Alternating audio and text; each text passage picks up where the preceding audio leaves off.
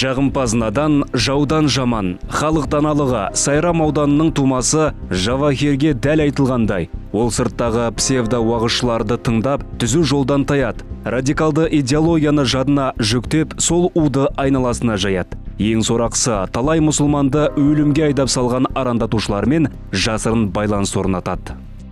Мен көбінесе Шейх Самарқанды тыңдадым, одан кейін тағы бір Абдуллах Зуфарын тыңдадым. Маған уағыздар ұнады, одан кейін сол тыңдау барысында уақыт өте келе маған сол Абдуллах Зуфардың несі жазды. Менімен сөйлесті Инстаграмда. Содикжон Мухамадиев, лақап аты Содик Самарканди. Зофир Гафоров, лақап аты Абдуллах Зуфар. Діни экстремистердің идеологы Самарканди да, Зуфар да Өзбекстан Республикасының азаматтары. Екеуі де халықаралық іздеуде. Ресми Ташкент радикалды уағызшылардың идеологиясы мемлекеттің конституциялық құрылымын құлатуға бағытталған деп мәлімдеді. Қос қылмыскер қарулы қақтығысқа Орталық Азиядан адам тартқан, логистикалық бағытты сызып, талайды отқа тастаған. Бұл екеуі қазір Анадолы елінде бой тасалап жүр деген ақпарат бар. Түрлі лақабаттармен танымал Шейх Самарқанди, Абдуллах Зуфар, сонымен қатар Абу Салах Әл-Узбеки, Абдуллах Дамла, осы секілді азаматтар, бұлар Өзбекстан Республикасында, кейбіреулері Қырғызстан Республикасында дүниеге келген бұл азаматтар деструктивті діни идеологияны, соның ішінде өкінішке орай қазіргі 21 ғасырдың үлкен діни алауыздыққа қоздырушы дертіне айналған сәләфилік псевдо идеологияны насихаттаушылар болып табылады. Аталған азаматтардың жас ерекшеліктері бір аса үлкен емес. Бұл азаматтарды шындығына келгенде өз мемлекеттерінен де безіп, қазіргі таңда кейбірі Мысыр мемлекетінде, кейбірі Түркияда, кейбірі Саудия секілді осындай мемлекеттерді паналауға мәжбүр болып отыр.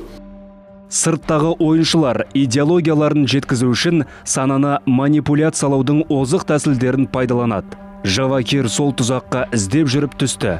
Абдуллах Зуфар өз уағыздарына лайк басып, пікір қалдырған жерлесімізді байқайды. Кейін интернет арқылы тамырын басып, тапсырма береді.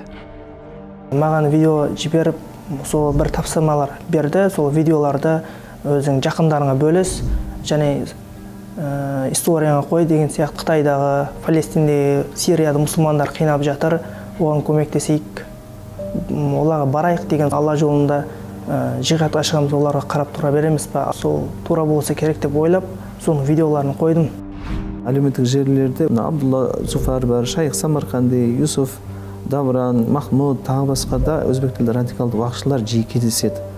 Шын мәнінде сол уағызшыларды дұрыс санап, көзсіз иіріп, түбінде радикализмді көзқарас қалыптастырып, қылмыстық жауапкершілікке тартылып жатқан жігіттерді баршылық. Зайырлы құқықтық мемлекетке сай келмейтіні, олардың көзқарастарының барлығы радикалды көзқарас екенін үлкен аудиторияларда, басқа да дербес жұмыстарда дұрыс түсіндіріп жатырмыз.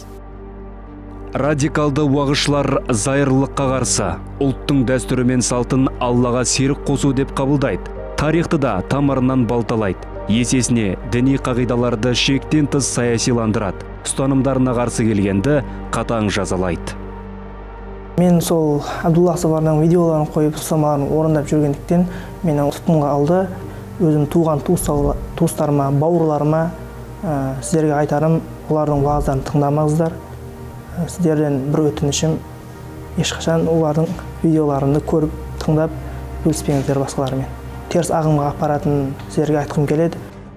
Жавахир өзіне тағылған айыппен келісті. Қылмысында мойындап отыр. Ендігі кезек санасын сауықтыратын теологтарда. Радикалды уағызшының саусағына оңай маталған оны оңалту қаншалықты жеңіл болатыны уақыт еншісінде.